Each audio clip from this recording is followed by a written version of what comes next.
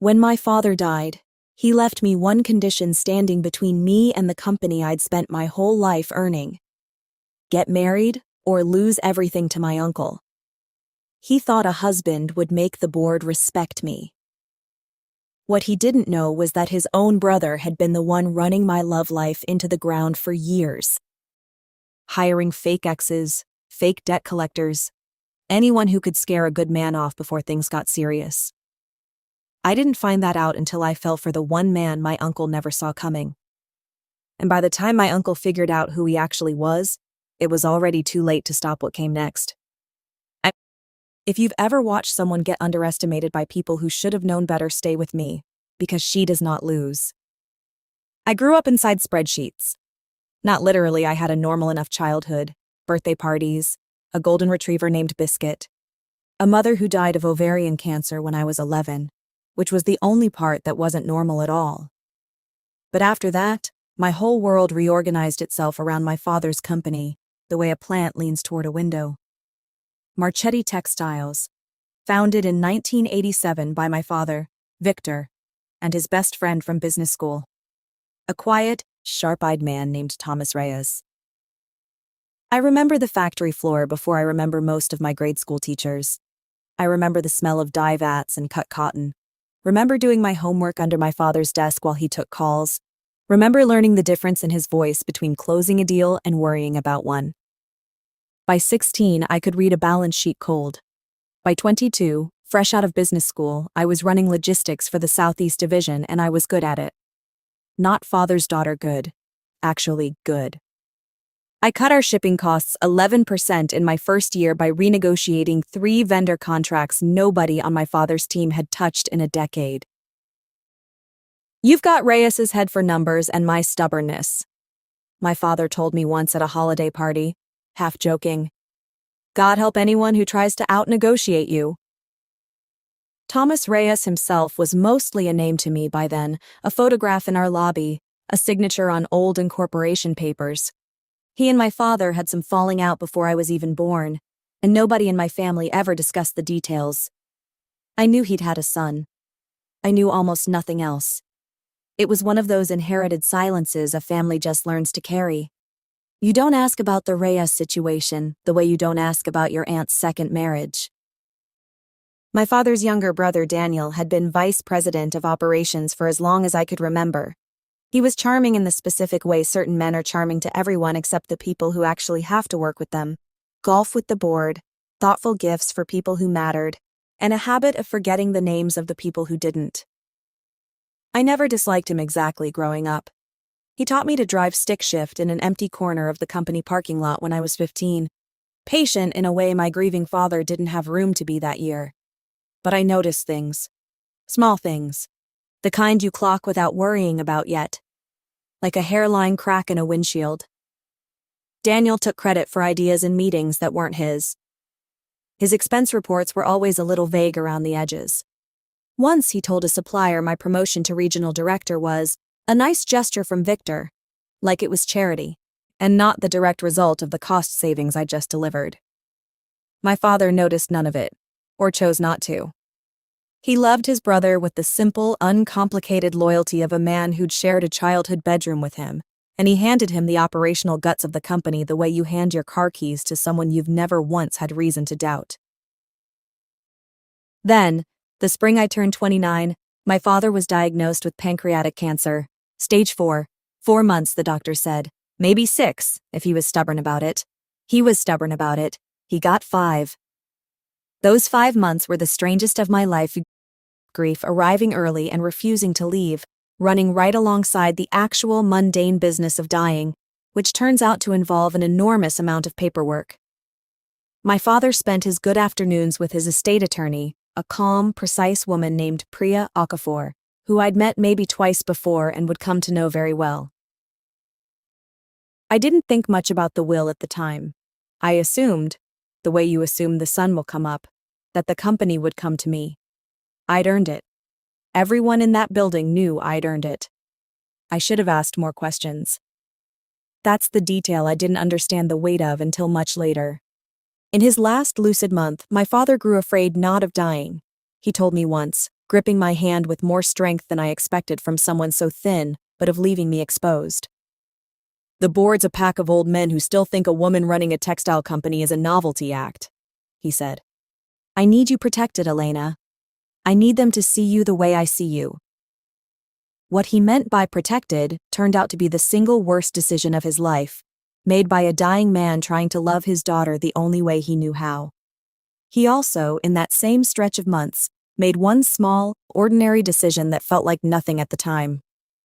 He asked me to digitize the company's original founding documents, the incorporation papers, the early shareholder agreements, boxes of them, moldering in a storage unit because nobody had gotten around to it. "Busy work for you," he said, smiling weakly. "Keeps your hands full." I spent 3 afternoons that summer scanning yellowed contracts into a database, half paying attention, filing them under folder names I picked myself. I didn't know then that I was building a map I'd need years later. I just knew the paper smelled like dust, and my father was dying, and I needed something to do with my hands that wasn't crying. My father passed on a Tuesday in October, with my hand in his, and Daniel standing in the doorway, unable to come closer. I remember being grateful. In the numb way you're grateful for small mercies during the worst week of your life, that Daniel seemed genuinely broken up. I remember thinking, whatever else is true about my uncle, he loved his brother. The will reading was 2 weeks later, in Priya Okafor's office, all dark wood and soft lighting, a box of tissues placed with obvious foresight in the center of the table. "Your father left you 60% of Marchetti Textiles voting shares," Priya said, "contingent on one condition." I remember not even being nervous. I remember thinking, contingent, sure, fine, probably something about staying on the board for a transition period. "The shares transfer to you in full," she continued, "if you are married within 18 months of this reading. If you remain unmarried at the end of that period, the shares default to a company trust, managed by the standing interim CEO until such time as—" "Wait," I said. "Married. To what? Married to whom?" "The will doesn't specify a person," Priya said gently. "Only that you be married. Your father's language was—" She glanced down like even she found it uncomfortable to say aloud. "To ensure she is not perceived by the board or by industry partners as vulnerable or unanchored during a leadership transition." I sat in that chair and felt something in my chest go very quiet and very cold.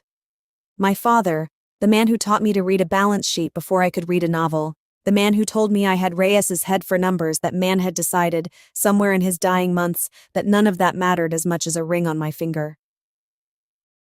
Daniel, sitting beside me, put a hand on my shoulder. "He just wanted to protect you," he said.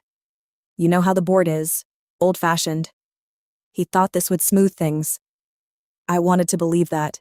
I did believe it for a long time. I told myself my father was scared and dying and made an old man's decision out of love, not malice, and that I would simply solve the problem the way I solved every problem efficiently, without drama. 18 months was a long time. I would find someone, or I wouldn't, and I would fight the board on the merits, the way I'd been fighting to be taken seriously my whole career anyway. I had no idea, sitting in that office with a tissue box I refused to touch, that the will's condition wasn't the trap. My uncle was.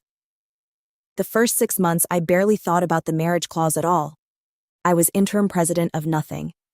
Daniel held the CEO title during the transition, per the will's other provisions, and I ran operations exactly as I had before, just with a heavier weight in my chest, and a countdown clock I tried hard not to look at. Work, at least, made sense. Grief didn't, but work did. I started dating again around month 4, mostly because my best friend Nadia staged what she called an intervention with wine and told me I was going to disappear into spreadsheets and become a cautionary tale. Nadia had been my roommate since business school, now ran her own PR firm, and had a talent for saying true things I didn't want to hear in a tone sweet enough that I couldn't get properly mad at her. "You don't have to marry for love," she said, refilling my glass. "You have to marry for time. Find someone decent, date them, see what happens. The clock doesn't care about your feelings, Elena, but your feelings might show up anyway if you let them." So I tried, I want to be honest about that because later, when everything came apart, people liked to imagine I'd been naive, some fragile heiress stumbling into a scheme she should have seen coming. I wasn't naive. I dated carefully, deliberately, the way I did everything. The first was a man named Marcus, an architect I met at a gala, funny and grounded and unimpressed by the Marchetti name in a way I found relaxing. We went out 4 times. On the 5th, he canceled by text. Something came up, sorry, this isn't going to work, and didn't respond after that. I was disappointed. Not devastated. People do that. I moved on. The second was Julian, a friend of a friend, a hospital administrator with kind eyes and a slow laugh. 3 dates in, he called me, voice tight, and said a woman had shown up at his apartment claiming to be his ex-fiancé, claiming he'd left her with debt and a broken engagement and a restraining order she conveniently didn't have paperwork for. I don't know how she found out where I lived, he said. I don't know how she knew about you. I told him I was sorry, that it sounded like a nightmare, and privately thought, strange coincidence. The 3rd time it happened, I stopped calling it a coincidence, even in my own head, though I still didn't have anywhere to point the suspicion. His name was David, a soft-spoken tax attorney I'd been seeing for 2 months, long enough that I'd started, cautiously, to like him. We were at dinner when 2 men in cheap suits approached our table and informed him in front of the entire restaurant that he owed $40,000 in gambling debts to someone named Sal, and that Sal doesn't like being ignored. David went white. I went cold. The men left before I could ask a single question, and David, badly shaken, told me he'd never gambled in his life, had no idea who Sal was, and needed some time to think. He never called again either. I sat with that one for weeks. 3 men. 3 separate, unrelated disasters, each one arriving with almost surgical timing right as things were getting serious. I told Nadia about it over lunch, expecting her to laugh it off the way I was trying to. She didn't laugh. She went very still. Elena, she said slowly, who benefits if you don't get married? I remember the exact sensation of that question landing a small, sick drop, like missing a stair in the dark. I thought about it that night, lying awake, running the timeline over and over. Daniel had been kind to me through all 3 breakups. Almost aggressively kind. He'd taken me to dinner after David, told me not to give up, told me the right man would come along and none of this was my fault. He'd been the one, actually, who'd first mentioned Julian's name to me. A friend of a business associate. He'd said, "Good people, you should meet him." I hadn't thought anything of that at the time. Why would I have? But I also knew Daniel. I'd known him my whole life. He taught me to drive. He cried at my father's funeral, really cried, snot and everything, the kind of crying you can't fake. I told myself Nadia was being paranoid, that grief made everyone see conspiracies where there was only bad luck, that my uncle, whatever his flaws, his vague expense reports, his casual theft of other people's ideas, was not a man capable of this. I told myself that for almost a year. It's strange looking back, how long you can hold 2 contradictory beliefs at once if you want badly enough not to look directly at the second one. The next warning sign was smaller, easier to miss, and I almost did miss it. I was in the office late one night, finishing a supplier contract, and I walked past Daniel's office to find his assistant, a nervous young man named Preston, shredding documents at 9 o'clock at night. Not unusual on its own end of quarter, plenty of paper to clear. But I noticed the shredder bin was full of what looked like invoice printouts, and one sheet, not quite fed through yet, had a header I recognized. A private investigation firm downtown. I only caught 2 words before Preston, flustered, yanked it away and fed it through surveillance, and beneath it, a name. Julian's name. I didn't say anything that night. I told myself it could be anything. Due diligence on a potential business contact.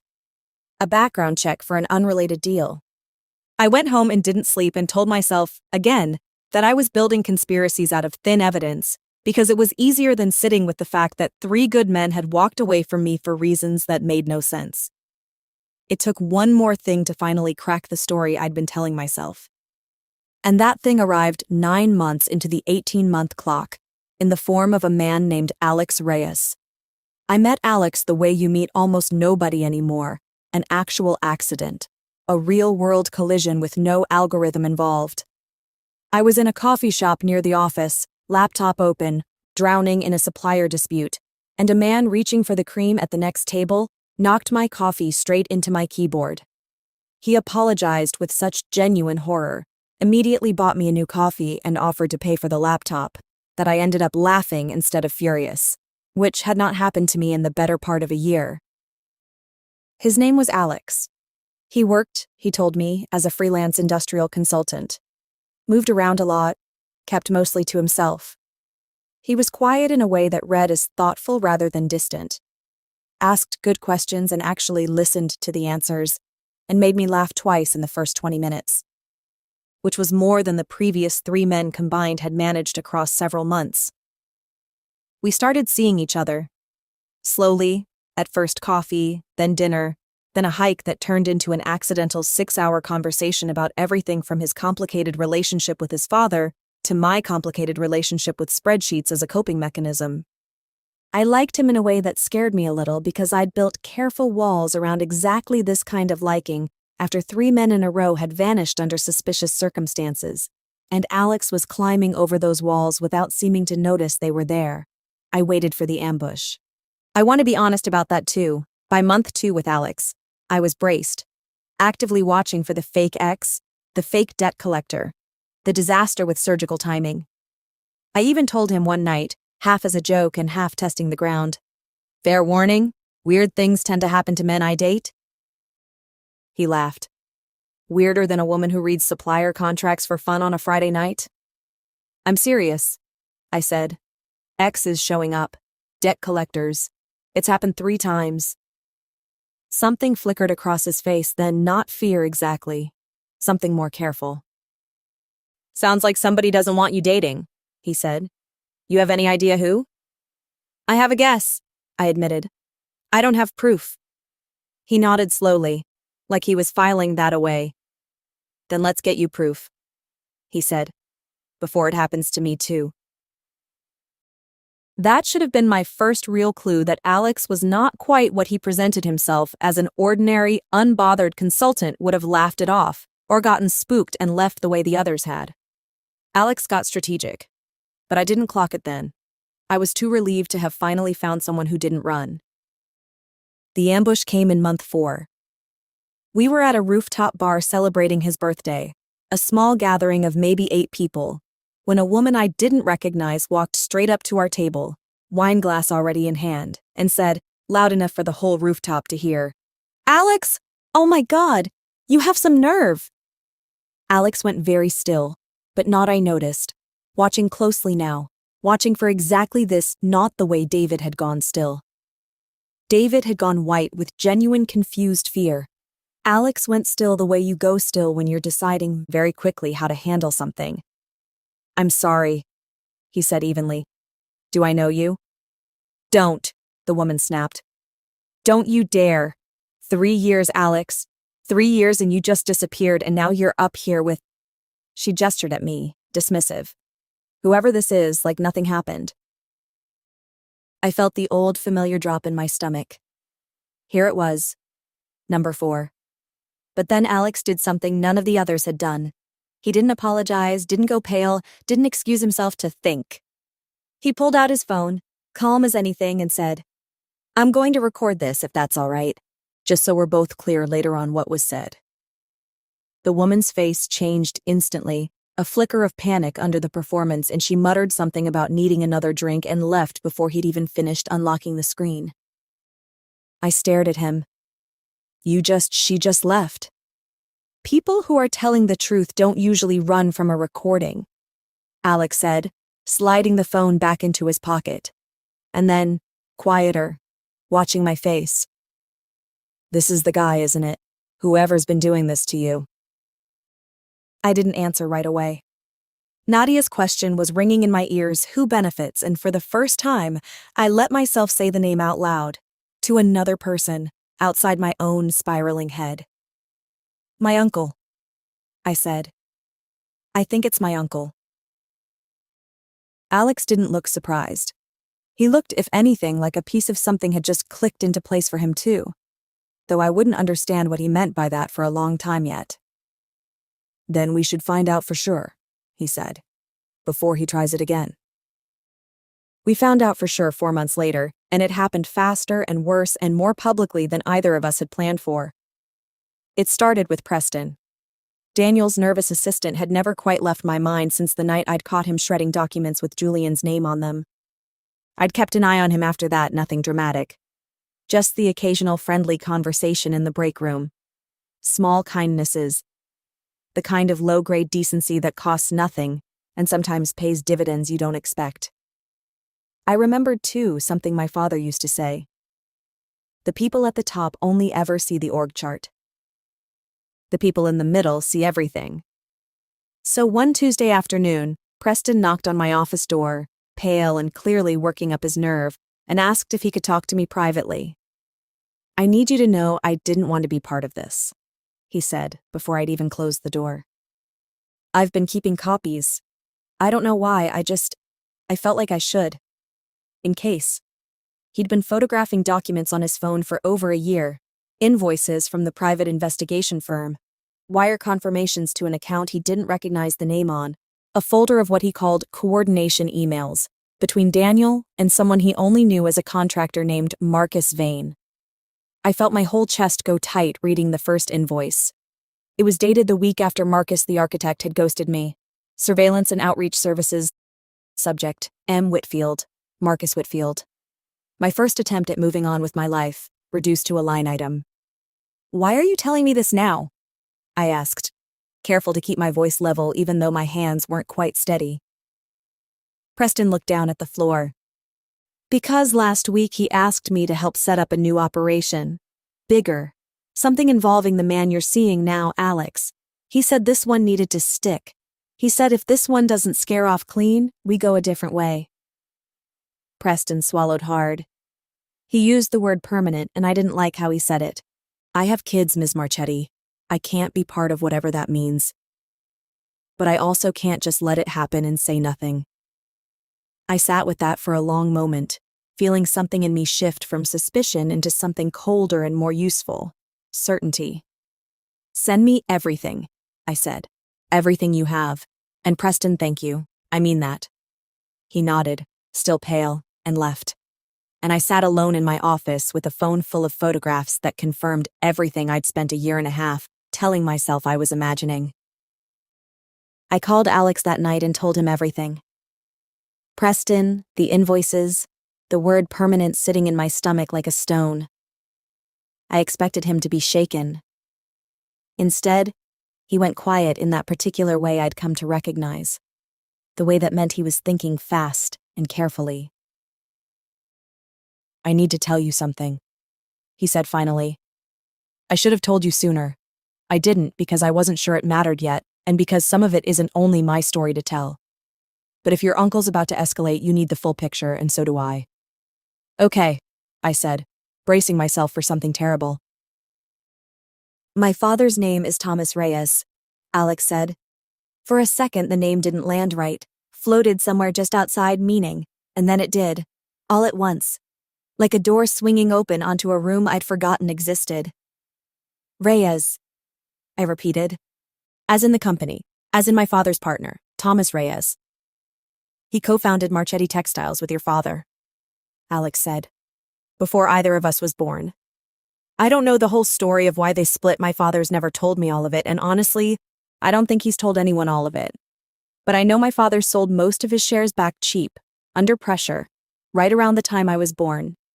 And I know he spent 30 years angry about it in a way he's never fully explained.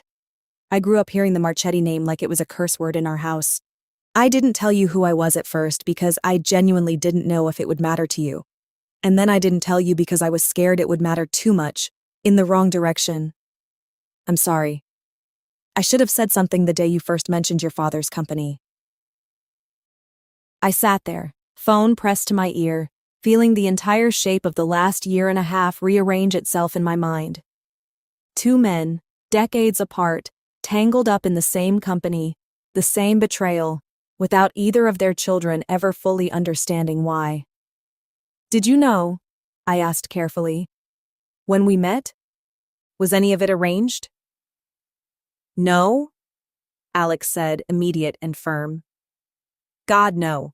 The coffee shop thing was exactly the accident it looked like. I didn't even know your first name was Marchetti until our third date, and when I figured it out, I panicked and didn't know how to bring it up without it sounding insane. I know how it looks now. I know it looks like a plot. It isn't one. It's just an ugly coincidence sitting on top of a much older story." I believed him. I want to be honest about why. Not because I was naive, not because love makes you stupid the way people like to say it does, but because the timeline simply didn't work the other way. Marcus, Julian, David, all three had come before Alex, all three sabotaged by a man who very obviously didn't know Alex Reyes existed yet. Whatever this was, it wasn't Daniel's plan. It was something bigger than either of us had realized. Two separate injuries from two separate decades, about to collide. "There's something else," Alex said slowly. "If my father really did sell shares back under pressure, if there's any paper trail on that, it might matter more than either of us realized. Not just for us, for the company."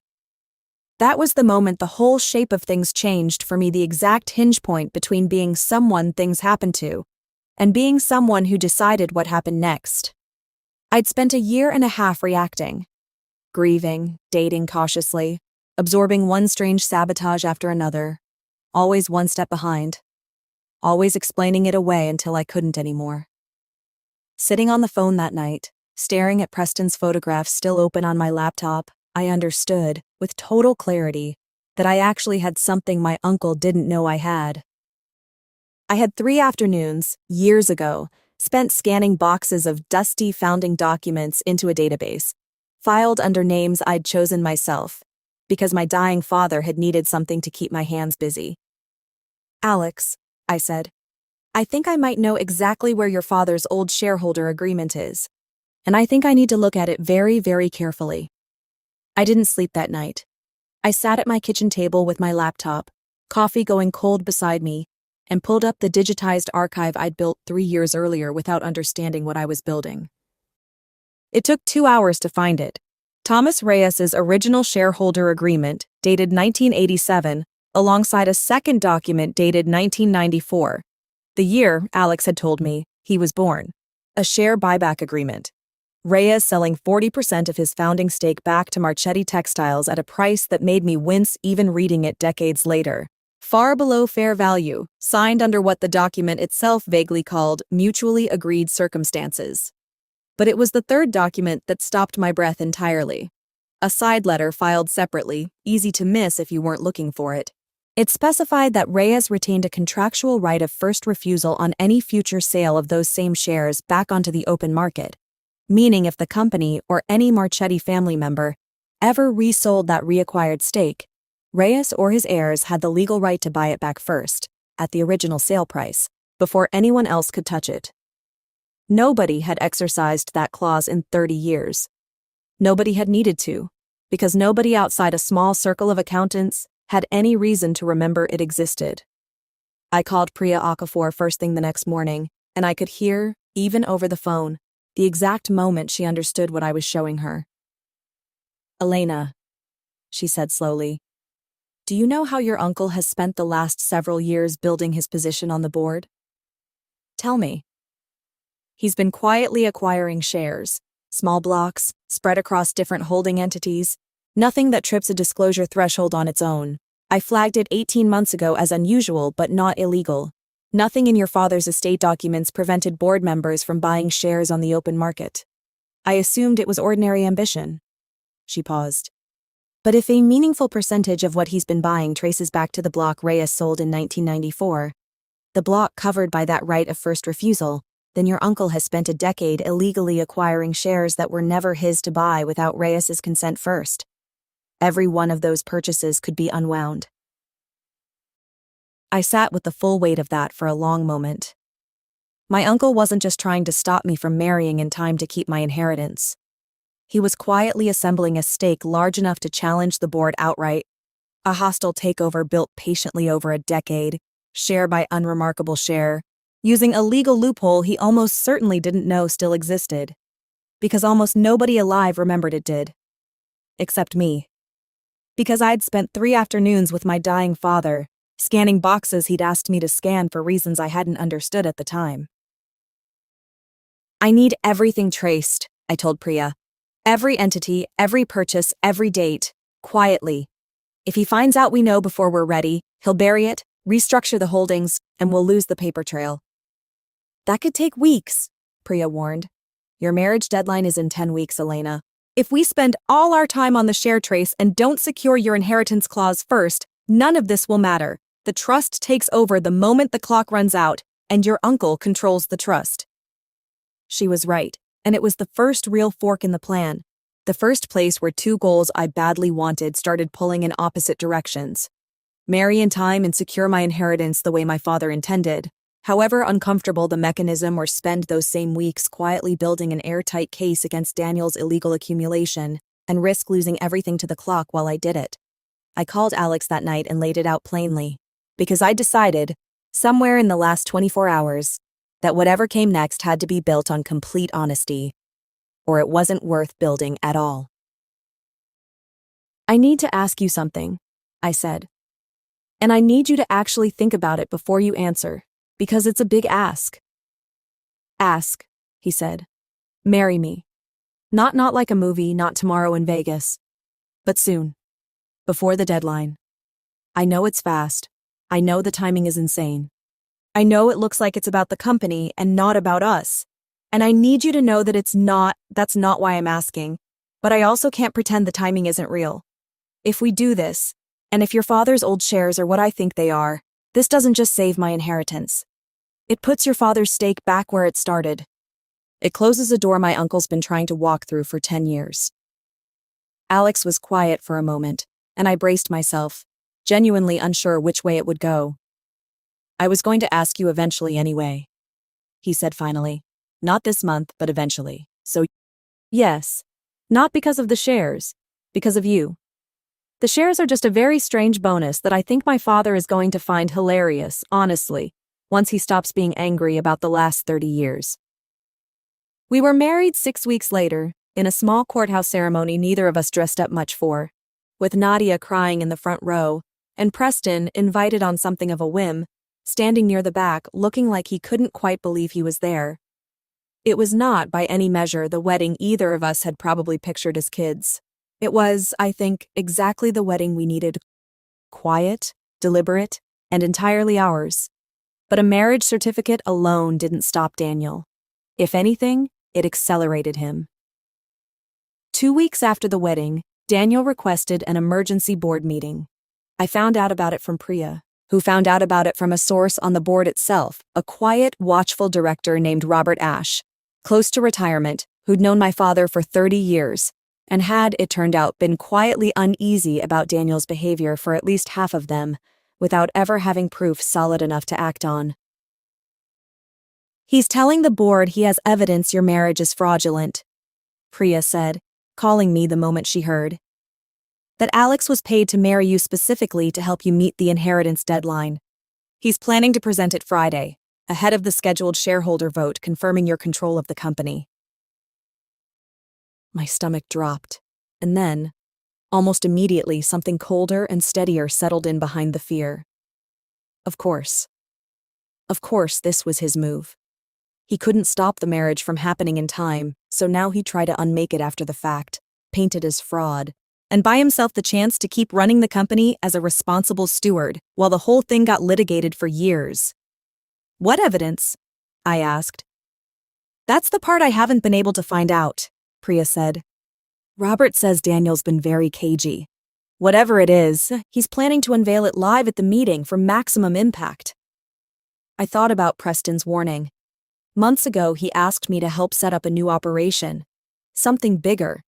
He said this one needed to stick, and I understood with a sick lurch that whatever Daniel was about to unveil, it had been in motion since before we even got married. He'd planned for this outcome, or one like it, and built himself a weapon in advance.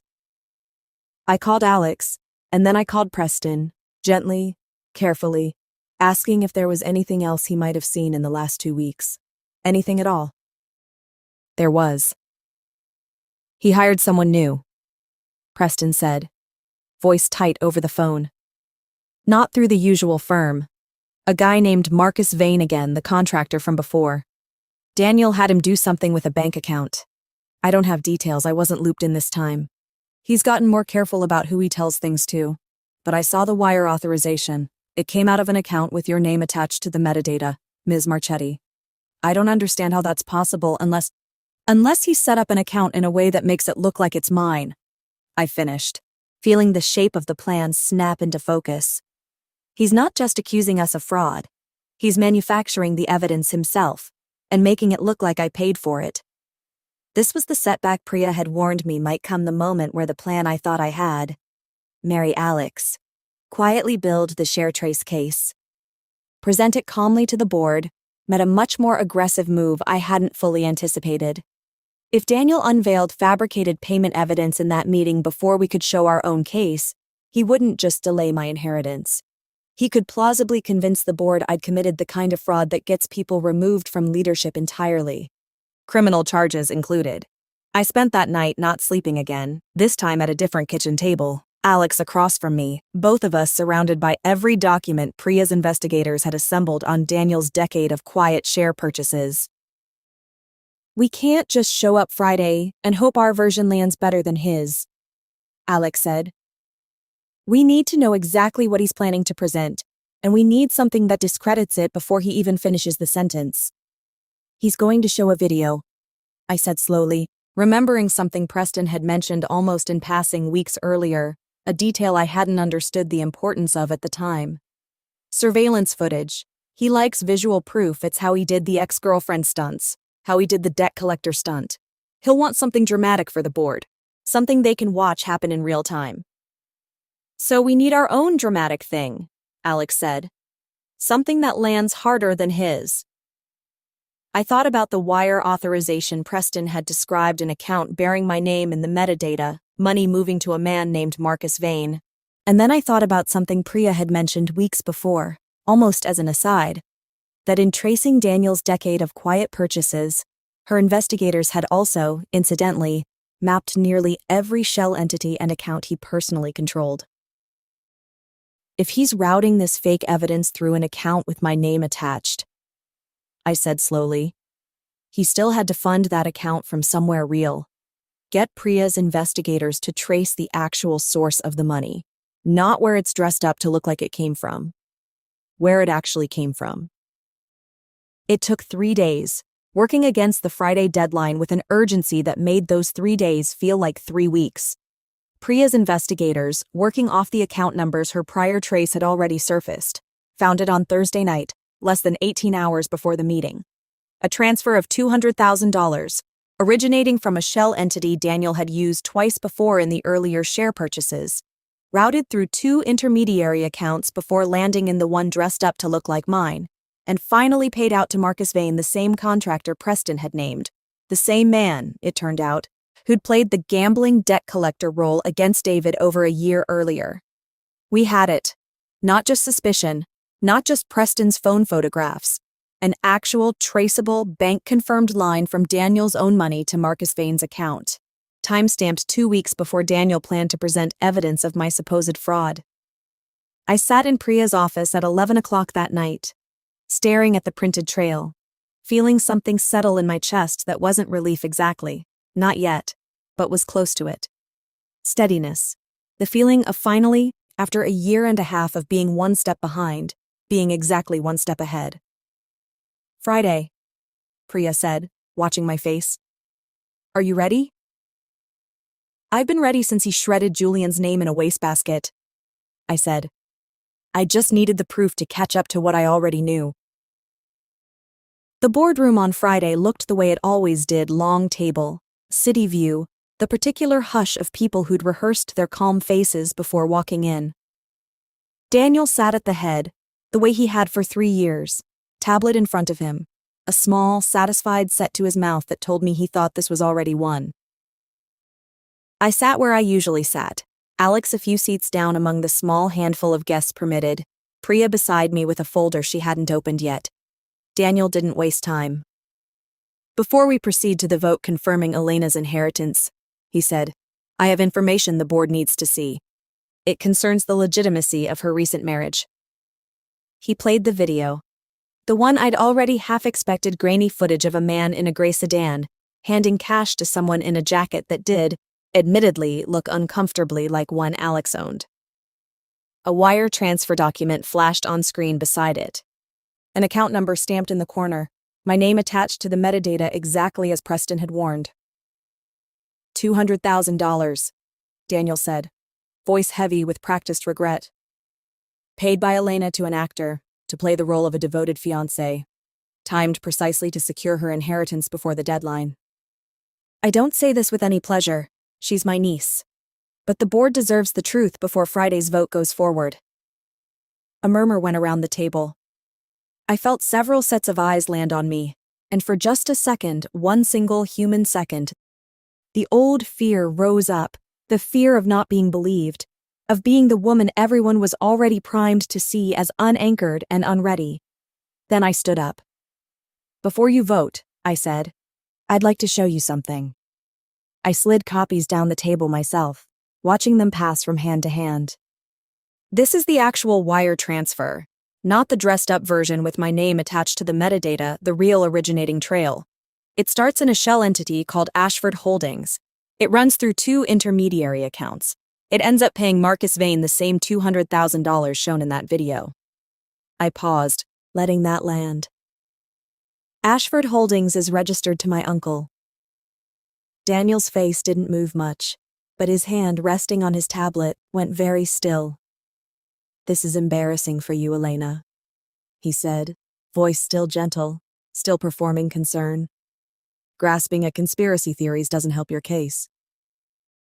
It would be a conspiracy theory, I said, if Marcus Vane hadn't already given a sworn statement to the district attorney's office yesterday afternoon, naming you as the person who hired him not just for this, but for at least 3 prior incidents involving men I dated over the last year and a half.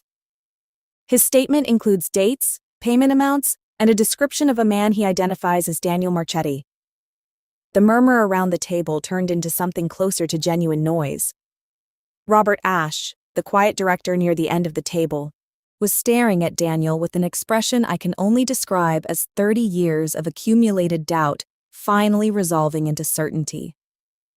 There's more, I said, and nodded to Priya, who finally opened her folder. For the last decade, Daniel has been quietly purchasing Marchetti Textiles shares through a network of shell entities. On its own, that's aggressive, but legal. Except a meaningful percentage of those shares traced directly back to a block originally sold by Thomas Reyes in 1994. A block covered by a contractual right of first refusal that Reyes retained and never waived. I let that settle. Daniel has spent 10 years illegally acquiring shares that were never his to buy without Thomas Reyes's consent first. Every one of those purchases is void. That's absurd, Daniel said. But his voice had lost its practiced gentleness now, gone thin and fast. That clause hasn't been relevant in 30 years. I found the original documents, I said. I've had them for years. Actually, I just didn't know what I was looking at until recently. I turned toward the door, where Alex had been standing quietly the entire meeting, exactly where I'd asked him to. This is my husband, Alex Reyes, Thomas Reyes's son. The room went, for just a moment, completely silent. My marriage to Alex isn't fraud, I said, into that silence.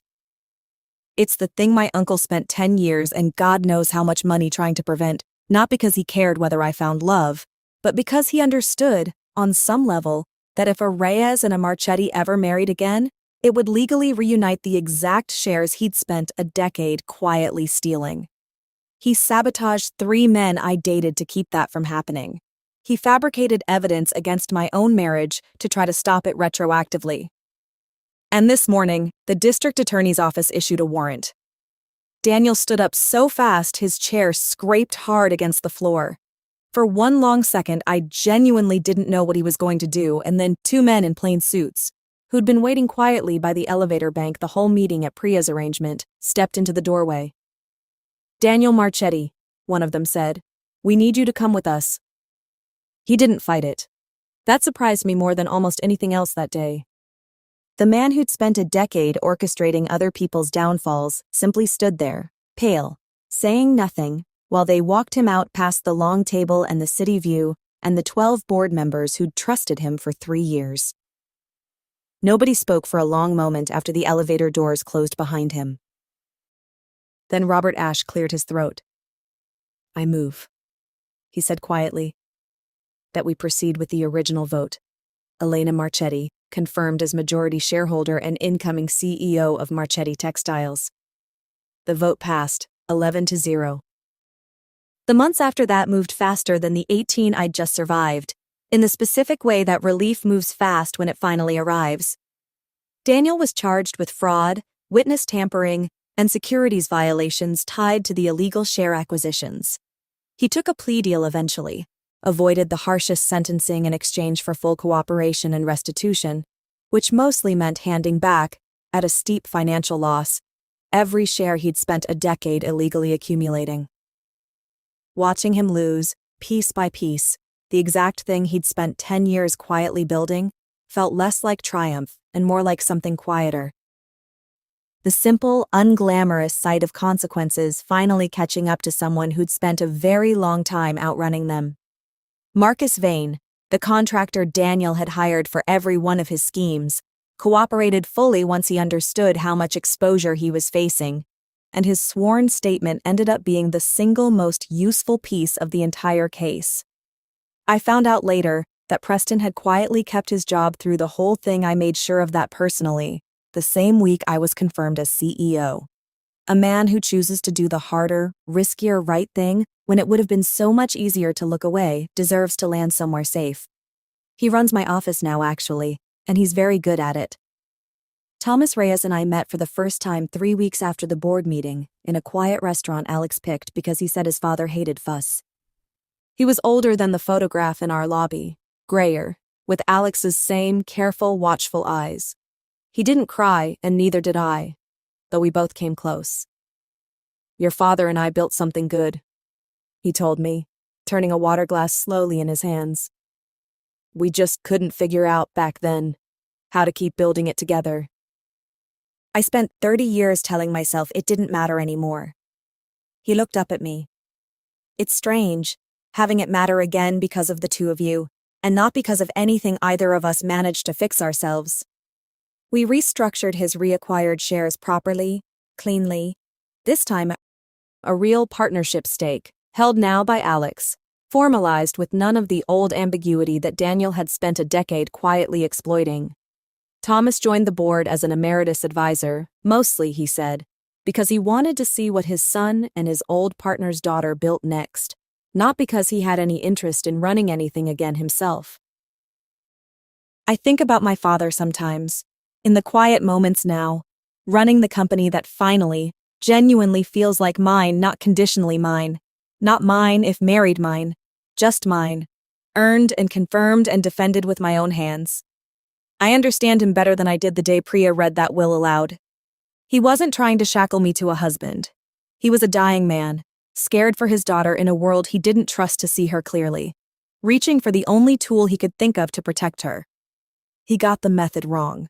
He never once got the underlying belief wrong that I could run this company better than anyone else in that boardroom, including, in the end, his own brother. The clause that was supposed to prove I needed a husband to be taken seriously ended up doing something my father never could have predicted. It brought home the very shares his own partnership had lost 30 years earlier, closed a wound 2 families had carried without ever quite naming it, and handed his daughter a company more whole, more secure, and more completely hers than it had ever been in his lifetime. I didn't marry Alex to save the company. I married him because 3 months in, I already knew I didn't want to build anything without him. The company just happened to need saving at the exact same time I needed him, and it turns out love and leverage aren't always as far apart as people like to pretend. My father used to say the people at the top only ever see the org chart, and the people in the middle see everything. He was right about that. Same as he was right about almost everything else, except the one thing that mattered enough to nearly cost me everything. I like to think, wherever he is, he's finally seeing the whole picture too. If you made it this far, you already know what to do. Hit subscribe so you don't miss the next one. Drop a like if Elena earned it, and tell me in the comments, would you have trusted Alex as fast as she did? Or would you have run the other way first?